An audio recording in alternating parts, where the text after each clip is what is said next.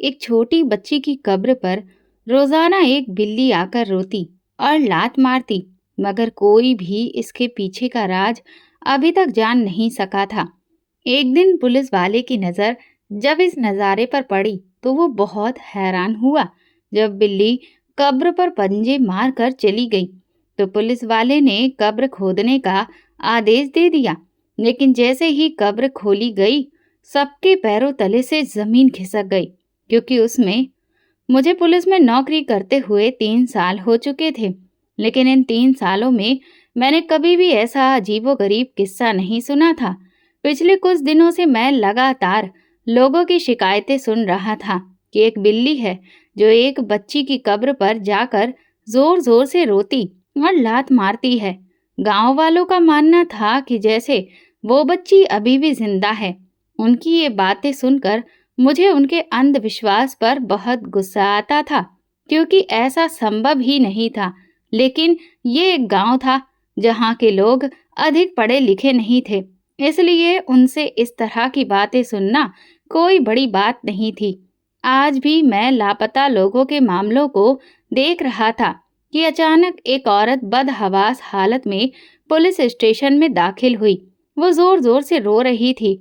उसकी आंखें सूज चुकी थी और उसके शरीर पर जगह जगह जख्मों के निशान थे। उसकी हालत देखकर मुझे महसूस हुआ कि जरूर इसके साथ कुछ गलत हुआ है। मैंने बाकी फाइलें एक तरफ रख दी और उसका ध्यान पूर्वक निरीक्षण करने लगा। उस औरत के पीछे ही एक दूसरी औरत भागती हुई आई और मुझसे हाथ जोड़कर बोली, सरकार, हम आपसे माफी चाहते हैं। दरअसल ये औरत मानसिक रोगी है और बिना वजह लोगों के घरों में घुसकर उन्हें परेशान करती है। हमें अंदाजा नहीं था कि ये आज पुलिस स्टेशन में भी आ जाएगी। वो औरत बार बार माफी मांग रही थी और उस पहली औरत को घसीटते हुए बाहर ले जाने की कोशिश कर रही थी। लेकिन मुझे ऐसा लग रहा था कि वो औरत, जिसे सब मानसिक बीमार कह रहे थे, मुझसे कुछ कहना चाहती थी। वो बहुत परेशान नजर आ रही थी, इसलिए मैंने उसे रोक लिया और उस दूसरी औरत से कहा, तुम बाहर जाओ, मैं इससे कुछ बात करना चाहता हूँ। पहले तो दूसरी औरत परेशान हो गई, क्योंकि वो वहां से जाना नहीं चाहती थी। लेकिन जब मैंने उसे गुस्से में घूरा तो वो बिना कुछ कहे बाहर निकल गई। मैंने बाकी पुलिस वालों को भी कमरे से बाहर जाने के लिए कहा। उनमें से कुछ कांस्टेबल मुस्कुराते हुए मुझे देख रहे थे। मुझे उनकी सोच और नीयत पर गुस्सा आ रहा था, क्योंकि मैं समझ रहा था कि वे मेरे बारे में क्या सोच रहे हैं। लेकिन फिलहाल मेरा ध्यान सिर्फ उस औरत पर था। मैंने उस औरत को सामने बैठने को कहा। वो तुरंत बैठ गई और अजीब तरह से अपने बाल खुजलाने लगी। मैं उसके बोलने का इंतजार कर रहा था, लेकिन कमरे में बस खामोशी पसरी रही। जब मैंने उसे दोबारा पुकारा तो उसने मुझे ऐसे देखा जैसे किसी गहरी सोच से बाहर आई हो। फिर वो अचानक जोर जोर से रोने लगी। उसे इस तरह रोते देखकर मैं परेशान हो गया, क्योंकि मुझे डर था कि कहीं बाहर मौजूद पुलिस वाले मुझे गलत ना समझने लगे। बड़ी मुश्किल से मैंने उसे चुप कराया और पूछा, तुम यहाँ क्यों आई हो? अब मुझे भी लगने लगा था कि शायद वो सच में मानसिक रूप से बीमार है और मैं इस तरह के सवाल करके अपनी खुद बेवकूफ़ी कर रहा हूँ। कुछ देर बाद उसने कांपते हाथों से एक कपड़े का टुकड़ा मेरी ओर बढ़ाया और फूट फूट कर रोते हुए बोली, मेरी बेटी जिंदा है, भगवान के लिए मेरी बेटी को बचा लो। वो कब्र के अंदर रो रही है। रात को भी वो मेरे सपने में आई थी और मुझसे कह रही थी, माँ, मुझे वहां से निकालो। लेकिन कोई भी मेरी बात का यकीन नहीं कर रहा। मैं सबको ये कह कह कर थक चुकी हूँ, लेकिन सब मुझे पागल समझते हैं। ये कहकर वो दोबारा जोर जोर से रोने लगी। उसकी बातें सुनकर मैं हैरान भी था और गुस्सा भी आ रहा था। मुझे लगने लगा कि सच में मैं एक मानसिक रोगी औरत से बात करके बेवकूफ़ी कर रहा हूँ। इसलिए मैंने उसे सांत्वना दी और कहा, तुम चिंता मत करो, मैं तुम्हारी बेटी को ढूंढ निकालूंगा। इसके बाद मैंने बाकी लोगों को अंदर बुलाया और उस औरत को बाहर भेज दिया। मैं अभी उसी औरत के बारे में सोच ही रहा था कि तभी कांस्टेबल वर्मा तेजी से मेरे पास आया और बोला, साहब आप मेरी बात माने या ना माने, लेकिन मुझे लगता है कि ये मामला कुछ और ही है। पहले मुझे भी लगता था कि लोग झूठ बोल रहे हैं और बिना सिर पैर की बातें कर रहे हैं, लेकिन जब से मैं खुद उस बच्ची की कब्र से होकर आया हूँ, तब से मेरी सोच बदल गई है। वहाँ सच में वो बिल्ली रोज जाकर लात मारती है। मैंने उसे देखा है। वो काफी देर तक वहाँ खड़ी रहती है और रोती भी है। कुछ लोगों का कहना है कि उसने कब्र खोदने की भी कोशिश की है। शायद वो उस बच्ची को वहाँ से निकालना चाहती है। कांस्टेबल की बातें सुनकर मुझे गुस्सा आ गया। मैंने कहा, बस करो वर्मा, तुम इस तरह की बेवकूफ़ी भरी बातों पर विश्वास कैसे कर सकते हो? तुम्हें पता है, उस बच्ची को मरे हुए काफ़ी वक्त हो चुका है। लोगों ने उसे कब का दफना दिया है। फिर ये कैसे हो सकता है कि वो बच्ची अब भी जिंदा हो? मान भी लिया जाए कि वो जिंदा थी, तो भी दफनाने के बाद कोई इंसान कितनी देर तक सांस ले सकता है? वो एक छोटी बच्ची थी। अंधेरे और डर की वजह से उसकी सांसें तो खुद ब खुद बंद हो जाती। मैं कांस्टेबल वर्मा को समझा रहा था, लेकिन वो अजीब नजरों से मुझे घूरे जा रहा था। ऐसा लग रहा था कि उसने मेरी बात सुनी ही नहीं। ये देखकर मुझे गुस्सा आने लगा। मैंने उसे गुस्से से पुकारा और कहा, अब तुम मुझे ये मत बताना कि तुम भी गांव वालों की तरह अंधविश्वास पर यकीन करने लगे हो। उसने गहरी सांस ली और कहा, साहब आप मेरी बात सुनने के लिए तैयार ही नहीं हैं। मुझे लगता है कि आप कुछ ज्यादा ही पढ़े लिखे हैं, जिसकी वजह से आपका इस तरह की बातों पर भरोसा उठ गया है। उसकी बात सुनकर मेरा गुस्सा और बढ़ गया। वो मेरी ढिलाई का नाजायज फायदा उठा रहा था और उल्टा मुझ पर ही बातें बना रहा था। मैंने उसे सख्ती से मना किया और कहा, अब दोबारा मेरे सामने इस तरह की फालतू बातें मत करना। जहाँ तक मेरे पढ़े लिखे होने का सवाल है, तो उसके लिए मैं अपने माँ बाप और भगवान का बहुत शुक्रगुजार हूँ, जिन्होंने मुझे इतनी बुद्धि दी है कि मैं अंदाजा लगा सकूं कि अंधविश्वास और सच्चाई में जमीन आसमान का फर्क होता है। मेरी बात सुनकर वो खामोशी से गर्दन झुकाकर उसी वक्त कमरे से बाहर निकल गया, जबकि मैं दोबारा फाइल देखने लगा जो गुमशुदा लोगों के मामलों से जुड़ी थी। ये केस पहले ही बहुत ज्यादा पेचीदा होता जा रहा था और अब इस बिल्ली वाले केस ने पूरे गांव में हलचल मचा दी थी। मैं ज्यादा देर तक फाइल पर ध्यान नहीं दे पाया, क्योंकि मेरे जहन में सिर्फ और सिर्फ वही बिल्ली गूंज रही थी। मैं खुद देखना चाहता था कि आखिर ऐसा क्या है जिसने सारे गांव वालों को पागल बना दिया है और उनकी सोचने समझने की शक्ति को पूरी तरह से खत्म कर दिया है। ये सब देखने के लिए मैंने शाम के वक्त गांव में एक चक्कर लगाने का फैसला किया, क्योंकि मैं सबसे पहले गांव के लोगों से जाकर पूछना और सुनना चाहता था कि वे इस अफवाह के बारे में क्या सोचते हैं और क्या कहते हैं। मैं ये भी तसल्ली कर लेना चाहता था कि ये बिल्ली वाला किस्सा वाकई गांव के हर आदमी की जुबान पर चढ़ा हुआ है या फिर बस कुछ ही लोग हैं जिन्होंने मिलकर इस अफवाह को हवा दी है। इसके अलावा मैं उस लड़की के माँ बाप से भी मिलना चाहता था जिसकी कब्र पर रोज वो बिल्ली आती थी। इस बिल्ली का इन सब चीजों से क्या रिश्ता था, मैं इस बारे में भी जानना चाहता था। शाम के वक्त जब मैंने वर्मा से इस बारे में बात की, तो वो उत्साहित हो गया और कहने लगा, मुझे अपने साहब पर पूरा यकीन था कि आप हमारी बात पर भरोसा करेंगे। मेरे मन में तो आया कि मैं उसे कहूँ कि ये सब कुछ मैं तुम्हारी बात मानकर नहीं कर रहा, बल्कि मैं खुद ही सच्चाई को जानना चाहता हूँ। लेकिन ये कहकर मैं उसका दिल नहीं तोड़ना चाहता था। इसी वजह से मैंने ये बात अपने अंदर ही दबा दी और फिर शाम को हम लोग गांव का चक्कर लगाने के लिए निकल पड़े। ये गांव बहुत बड़ा था, इसकी आबादी बहुत ज्यादा थी, लेकिन साथ ही गरीबी भी हद से ज्यादा थी। इसी वजह से यहाँ के लोग पढ़ाई लिखाई को अधिक महत्व नहीं देते थे, क्योंकि उनका मानना था कि पढ़ लिख कर भला करना ही क्या है। इसीलिए वे पढ़ाई पर पैसा बर्बाद नहीं करना चाहते थे।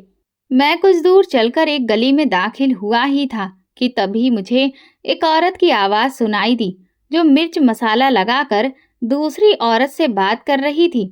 अरे तुम्हें पता है, रात के वक्त वो बिल्ली फिर से उस लड़की की कब्र पर गई थी और उसने कब्र को आधा खोद भी डाला था। लेकिन तभी वहां कुछ आदमी पहुंच गए जिन्होंने उस बिल्ली को वहां से भगा दिया, वरना पता नहीं कब्र के अंदर से क्या निकल आता। दूसरी औरत ने उत्सुकता से पूछा, सच में? फिर क्या हुआ? पहली औरत बोली, मुझे तो लग रहा है कि अगर हमने उस लड़की की मदद नहीं की तो हम पर भी भगवान का कहर टूटेगा। अरे मैंने तो अपने पति से कह दिया कि बाकी सबको छोड़ो, तुम ही जाकर वो कब्र खोद दो। लेकिन मेरे पति ने मेरी बात नहीं मानी और कहने लगा कि अगर पुलिस को इस बारे में पता चल गया तो वे हम लोगों को पकड़ कर ले जाएंगे। बस इन कमबख्त पुलिस वालों की वजह से ही हम लोग चुप हैं, वरना हम तो पता लगाकर ही रहते कि आखिर ये पूरा मामला क्या है। इससे पहले कि वो आगे और कुछ कहती, मैं खुद ही उसके पास चला गया, क्योंकि मैं उसके दिमाग में भरे अंधविश्वास को निकालना चाहता था। मैंने उस औरत से पूछा, क्या तुमने अपनी आंखों से उस बिल्ली को कब्र खोदते हुए देखा है? मेरी बात सुनकर उसने तेजी से गर्दन हिला दी और इनकार कर दिया। मैंने कहा, तो फिर तुम इतने यकीन से कैसे कह सकती हो कि ये सब सच है? मेरी बात सुनकर वो बिल्कुल खामोश हो गई।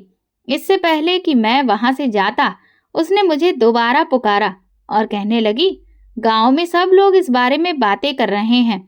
सबको लग रहा है कि ये कोई बहुत बड़ा चमत्कार होने जा रहा है। उसकी बात सुनकर मैंने तेजी से सिर हिलाया और सोचा, ठीक ही कहते हैं कि गंवार इंसान से बहस करके आदमी अपनी ही बेइज्जती करवा लेता है। इसी वजह से मैंने उससे और कोई बहस नहीं की। मुझे अंदाजा हो गया था कि ये लोग सिर्फ बातों से नहीं समझेंगे, बल्कि इन्हें सच्चाई सामने लाकर दिखानी होगी। इसके बाद मैं गांव के बाकी लोगों से मिलने चला गया, लेकिन बाकी लोगों से भी मुझे वही जवाब मिला जो पहली औरत ने दिया था। ये बहुत बड़ा चमत्कार है। आप बस हमारी बात का भरोसा करके देखिए। सिर्फ एक बार हमारे साथ कब्र पर चलिए, फिर आपको खुद ही यकीन हो जाएगा कि हम जो कह रहे हैं वो सच है। सबसे आखिर में गांव के जमींदार के पास गया मैं, लेकिन वहां भी मुझे यही सब कुछ सुनने को मिला, बल्कि उसने इसके अलावा और भी बहुत सारी बातें कही जिससे मुझे और ज्यादा हैरानी होने लगी। जमींदार पढ़ा लिखा आदमी था, फिर भी वो इस तरह की बातें कर रहा था जिससे मुझे और भी ज्यादा आश्चर्य हो रहा था। उसने मुझसे कहा, साहब, क्या जरूरी है कि वो बच्ची कब्र के अंदर मर चुकी हो? क्या पता वो जिंदा हो, और अगर नहीं भी तो क्या पता वहां कोई और ही राज छिपा हो। शायद वो बिल्ली वहां किसी चीज को ढूंढ रही हो। उसकी बातों से मुझे भी लगने लगा कि इस मामले को सिर्फ अफवाह मानकर नजरअंदाज करना सही नहीं होगा। शायद उस कब्र में कुछ और ही राज दफन था। जब मैंने उससे ये बात कही तो उसने जल्दी से इनकार में सिर हिला दिया और कहने लगा, अरे साहब, ये आप कैसी बातें कर रहे हैं? ऐसा मुमकिन नहीं हो सकता। भला कोई इस तरह से कब्र को खोद सकता है? ये तो गांव के कानून के खिलाफ हो जाएगा और मैं भी खुद ऐसा नहीं होने दूंगा। मैंने देखा कि जमींदार अचानक से बहुत ज्यादा परेशान हो गया था। सिर्फ यही एक बात थी जो गांव वालों के नियमों के खिलाफ थी। ये बात वो जमींदार कह रहा था, जबकि मैंने तो सुना था कि गांव वाले खुद कब्र खोदने की बात कर रहे थे। लेकिन जमींदार ही एकमात्र ऐसा व्यक्ति था जो गांव वालों के कंधे पर बंदूक रखकर चला रहा था और कब्र खोदने से मना कर रहा था। मैंने उसकी बातों को ज्यादा तवज्जो नहीं दी, क्योंकि मुझे वही करना था जो मुझे सही लगता।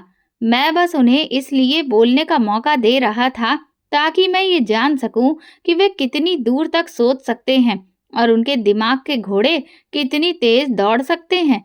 लेकिन उनसे बात करके मुझे अंदाजा हुआ कि उनकी सोच बेहद पिछड़ी हुई थी। उनमें से ज्यादातर लोग ऐसे थे जिन्होंने वो मंजर अपनी आंखों से देखा भी नहीं था।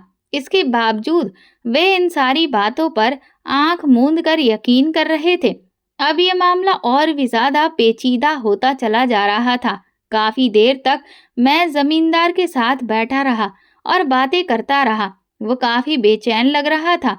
वो बार बार अपनी बातें बदल रहा था। हर थोड़ी देर के बाद वो यही कहता, मैं आपको उस कब्र को खोदने की इजाजत बिल्कुल भी नहीं दे सकता। अगर आपने ऐसा कुछ भी करने की कोशिश की तो मुझे बड़े अफसरों तक ये बात पहुंचानी ही होगी। ये सुनकर मैं मुस्कुरा दिया और फिर उसे तसल्ली देने लगा। जमींदार जी, आप बिल्कुल भी चिंता मत करिए, ऐसा कुछ भी नहीं होगा। मैं तो सिर्फ आपसे एक राय लेने के लिए आया था। पुलिस में काम करते हुए मुझे भी कई साल हो चुके थे, इसलिए मैं किसी भी इंसान को देखकर अंदाजा लगा सकता था कि उसके मन में क्या चल रहा है। जमींदार की हरकतें और उसके शब्द मुझे उस पर शक करने के लिए मजबूर कर रहे थे। अंदर से एक अजीब सी फीलिंग आ रही थी कि जरूर कुछ गड़बड़ है। उससे बात करने के बाद मैं वहां से उठा और उस लड़की के घर की तरफ चल पड़ा जिसे कब्र में दफनाया गया था। लड़की की मां आंगन में बैठी उसकी तस्वीर को सीने से लगाए लगातार रोए जा रही थी। जैसे ही मैं घर के अंदर दाखिल हुआ, मुझे देखकर वो कुछ पलों के लिए खामोश हो गई। फिर तेजी से भागती हुई मेरे पास आई और मेरे कदमों में गिरकर कहने लगी, साहब, हमारी मदद करिए। मैं आपके सामने हाथ जोड़ती हूँ। मेरी मासूम बच्ची अभी जिंदा है। मेरी बच्ची को आप वापस ले आइए। उस औरत की बात सुनकर मुझे बहुत दुख हुआ। उसे इस तरह रोते हुए देखकर मेरी भी आंखों में आंसू आ गए थे, लेकिन मैं उसके सामने रोकर उसे और ज्यादा मायूस नहीं कर सकता था। मैंने उसे धीरे से उठाया और तसल्ली दी, तुम बिल्कुल भी फिक्र मत करो, मैं सब कुछ संभाल लूंगा। थोड़ी देर बाद वो कहने लगी, वो बिल्ली रोज मेरी बेटी की कब्र पर जाती है और कब्र पर लात मारती है। मुझे यकीन है कि मेरी बेटी जिंदा है, इसी वजह से वो बिल्ली ऐसा करती है। मैंने उससे पूछा, क्या वो बिल्ली आपकी बेटी की पालतू थी? मेरी बात सुनकर उसने तेजी से हाँ में सिर हिला दिया और कहने लगी, जी हाँ, वो उसकी पालतू बिल्ली थी और तकरीबन 1 साल से उसके साथ ही रह रही थी। इसके बाद मैंने उससे 2-3 और सवाल किए, फिर वापस अपने पुलिस स्टेशन की तरफ चल पड़ा।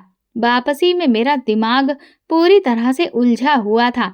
एक पल के लिए तो मेरा मन किया कि मैं अभी जाकर कब्र को देखूं, लेकिन फिर मैंने सोचा कि अभी मेरे पास कोई आधिकारिक आदेश नहीं है। जब भी मुझे इस तरह का कोई काम करना पड़ता तो मुझे अपने वरिष्ठ अधिकारियों से अनुमति लेनी पड़ती थी। स्टेशन पहुंचते ही मैंने अपने सीनियर ऑफिसर को कॉल कर दी और उन्हें सारी बात बता दी। खुशकिस्मती से वो ऑफिसर मेरा दोस्त भी था। मेरी बात सुनकर वो भी हैरान रह गया और कहने लगा, क्या सच में ऐसा हो सकता है संजीव? तुम खुद सोचो, सिर्फ एक बिल्ली के लात मारने पर वे लोग कैसे ये कह सकते हैं कि वो बच्ची जिंदा है? मुझे तो ये कोई और ही मामला लग रहा है। मैंने उसकी बात से सहमति जताई और फिर जमींदार के बारे में भी उसे सारी जानकारी दी। मेरी बात सुनकर वो कुछ पलों के लिए खामोश हो गया, फिर कहने लगा, तुम्हें अंदाजा है कि वो जमींदार कितना जहरीला और चालाक इंसान है? मैंने उससे पूछा, तुम किस बारे में बात कर रहे हो? मुझे जमींदार के बारे में ज्यादा कुछ नहीं पता। मैं तो उसे आज ही मिला हूँ। फिर उसने मुझे बताया कि जमींदार एक बहुत बड़ा अपराधी है और इस देश के बड़े गद्दारों में उसका नाम शामिल है। वो कई गैर कानूनी काम करता है जिन पर उसकी तगड़ी पकड़ है। पुलिस भी उस पर नजर रखे हुए है और उसके खिलाफ सबूत इकट्ठा करने में लगी हुई है। जमींदार के बारे में ये जानकारी मेरे लिए नई थी। मैं उसके बारे में ऐसा कुछ भी नहीं जानता था। मेरी नजरों के सामने जमींदार का परेशान चेहरा घूमने लगा। जब मैंने उससे कब्र खोदने की बात कही थी तो वो कितनी तेजी से इनकार करने लगा था। हालांकि मैंने अभी अपने दोस्त से इस बारे में और ज्यादा चर्चा नहीं की। मैंने बस इतना कहा, तुम मुझे बस एक परमिशन लेटर दे दो ताकि मैं कल जाकर अपना काम शुरू कर सकूं। उसने मुझे तसल्ली दी और कहा, तुम बिल्कुल भी चिंता मत करो, मैं सब संभाल लूंगा। जो तुम्हें सही लगे तुम वही करो। अपने दोस्त की बातें सुनकर मुझे काफी हद तक तसल्ली हो गई थी। मैंने वर्मा को हुक्म दिया कि कब्र खोदने के लिए सारे इंतजाम कर लिए जाएं। मेरी बात सुनकर पहले तो वो हैरान रह गया और फिर किसी को कॉल मिलाने लगा। मेरे मन में न जाने क्या आया, इसलिए मैंने उससे कहा, आज तुम मेरे पास ही यहीं पर रुकोगे और अपना मोबाइल भी मेरे हवाले कर दोगे। शायद वर्मा को मुझसे इस तरह की कोई उम्मीद नहीं थी, इसलिए वो एक बार फिर से हैरानी से मेरी तरफ देखने लगा। इससे पहले कि वो इनकार करता, मैंने उसे दोबारा से आदेश दिया और धमकी भी दी, अगर तुमने मेरी बात नहीं मानी तो मैं तुम्हें नौकरी से निकाल दूंगा। मेरी बात सुनकर उसके चेहरे पर डर के भाव साफ नजर आ रहे थे।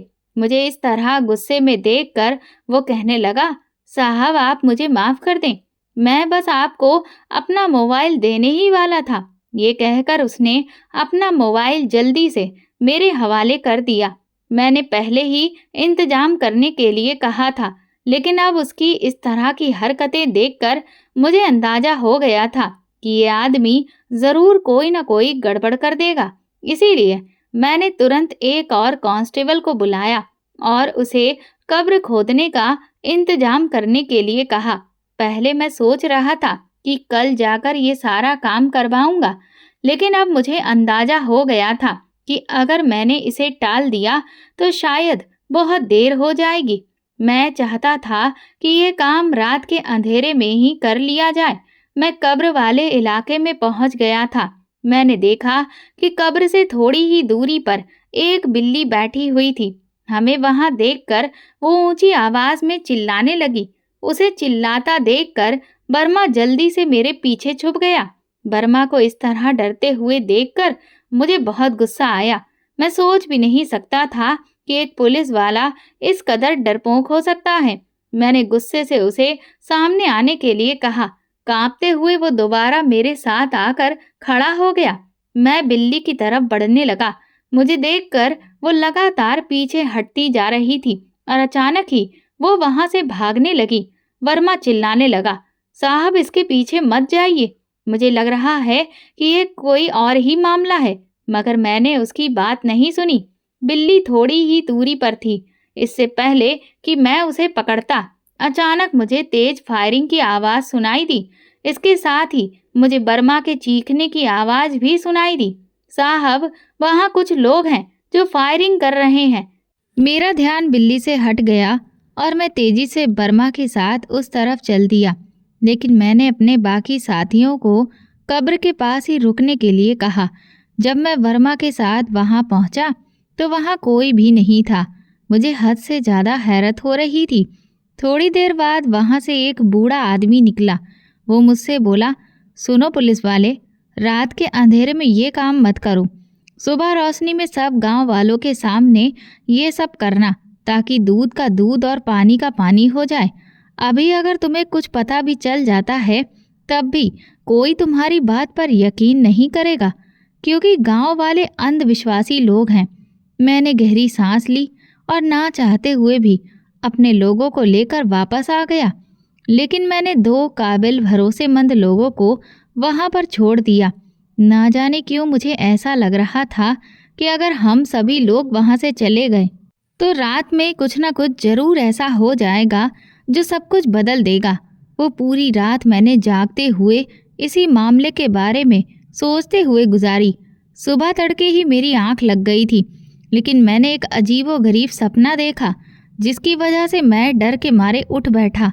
मेरा पूरा शरीर पसीने से भीगा हुआ था और दिल तेजी से धड़क रहा था। मैंने सपने में देखा कि एक बच्ची कब्र से बाहर निकलती है, तेजी से मेरे पास आकर मेरा गिरेबान पकड़ लेती है और गुस्से में कहती है, तुम्हें अच्छे से पता था कि मैं जिंदा हूँ, लेकिन इसके बावजूद भी तुम मेरी मदद करने नहीं आए। तुम्हारी वजह से इन जालिमों ने मुझे मार दिया। इसके बाद वो बच्ची मेरा गला कसकर पकड़ लेती है। इससे पहले कि वो सपने में मेरी जान ले लेती, अचानक मेरी आंख खुल गई। मेरी हालत देखकर पास में बैठा बर्मा परेशान हो गया और पूछने लगा, साहब क्या हो गया? आप इस तरह पसीने में क्यों भीगे हुए हैं? कहीं आपने कोई डरावना सपना तो नहीं देख लिया?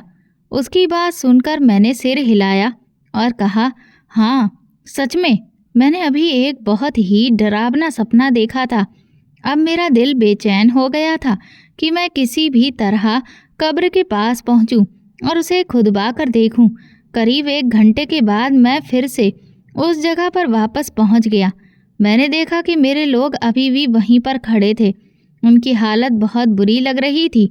यकीनन रात भर पहरा देते देते वे लोग बहुत ज़्यादा थक चुके थे। मैंने उन्हें आदेश दिया, अब तुम लोग अपने घर जाकर आराम करो, लेकिन वे अभी भी जाने के लिए तैयार नहीं थे। उन्होंने कहा, जब तक हम इस केस को पूरी तरह से सुलझा नहीं लेते तब तक हम यहाँ से कहीं भी नहीं जाएंगे। मैंने भी उनसे ज़्यादा जिद नहीं की क्योंकि मुझे अभी भारी पुलिस फोर्स की ज़रूरत थी। मैंने अपने आदमियों को आदेश दिया, इस कब्र को खोदना शुरू कर दो। जैसे ही उन्होंने थोड़ी सी मिट्टी हटाई तभी वहाँ ज़मींदार आ गया। वो गुस्से में चिल्लाया, सुनो पुलिस वाले, अभी और इसी वक्त रुक जाओ, वरना मुझसे बुरा कोई नहीं होगा। उसकी ये बात सुनकर मैं मुस्कुराने लगा और जवाब दिया, तुम्हें जिससे भी मेरी शिकायत करनी है जाकर कर दो, लेकिन अब तो मैं ये कब्र खोद कर ही रहूँगा और पता लगा कर रहूँगा कि इसमें आखिर ऐसा क्या है। तभी मैंने देखा कि जैसे ही थोड़ी सी मिट्टी हटाई गई वहाँ से कुछ मांस के टुकड़े बाहर निकलने लगे।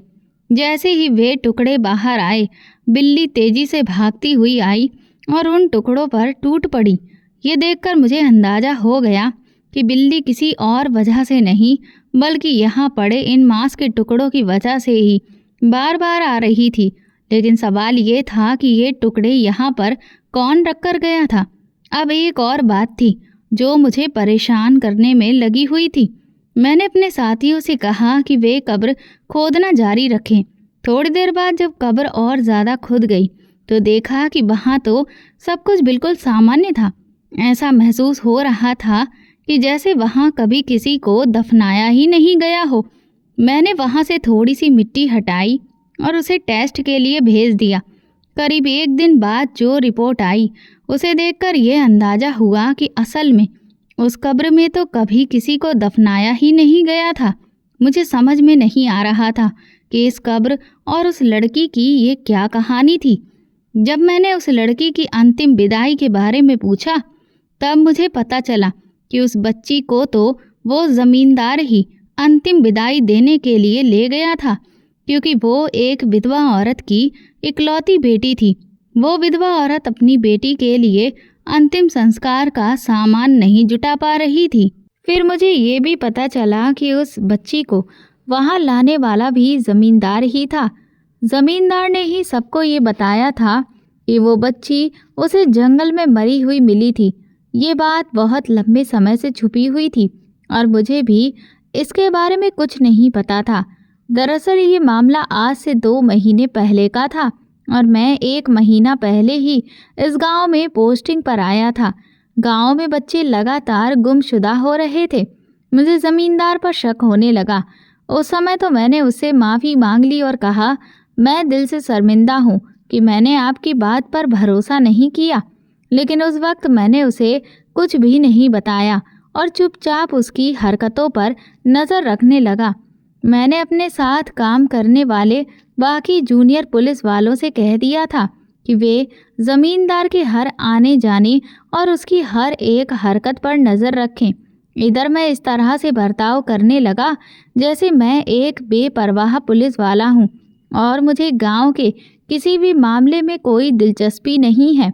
कुछ समय बीता तभी एक लड़की की गुमशुदगी का मामला मेरी नज़र में आया।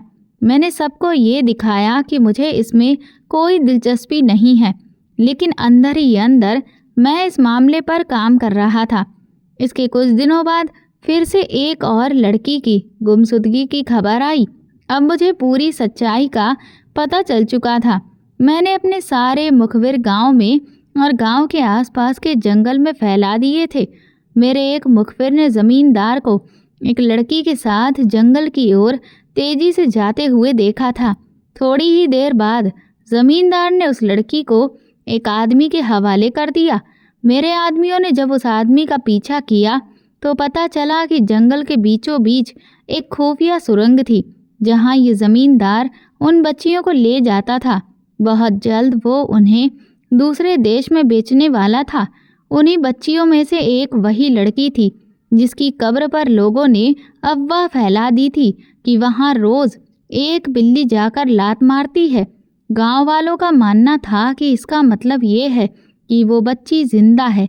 असल कहानी ये थी कि वो बच्ची वाकई में जिंदा थी, लेकिन हालात कुछ और थे। वो बच्ची कब्र के अंदर नहीं बल्कि एक खुफिया जगह पर थी। मैंने ज़मींदार को रंगे हाथों पकड़ लिया और अपने बाकी अफसरों की मदद से उसे सज़ा दिलाने में भी कामयाब हो गया। इसके बाद गांव वालों को पता चल गया कि इस अफवाह में कोई भी सच्चाई नहीं थी, बल्कि ज़मींदार ने अपने गुनाहों को छुपाने के लिए ही ये अंधविश्वास गांव वालों के दिमाग में डाल दिया था, ताकि वो इस अंधविश्वास की आड़ में अपने काले कारनामों को अंजाम देता रहे और किसी को भी उस पर शक ना हो। ये सच्चाई जानने के बाद गांव के तमाम लोग बहुत ज़्यादा शर्मिंदा थे। तब उन्हें एहसास हुआ कि कभी भी सुनी सुनाई बातों पर यकीन नहीं करना चाहिए, बल्कि हमेशा सच्चाई का पता लगाना चाहिए।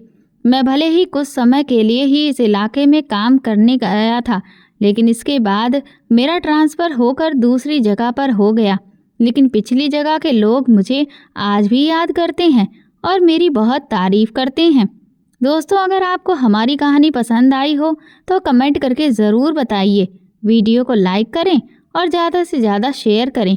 अगर आप चैनल पर नए हैं तो सब्सक्राइब ज़रूर करें और नोटिफिकेशन बेल को दबाएं ताकि अगली अपडेट सबसे पहले आपको मिले।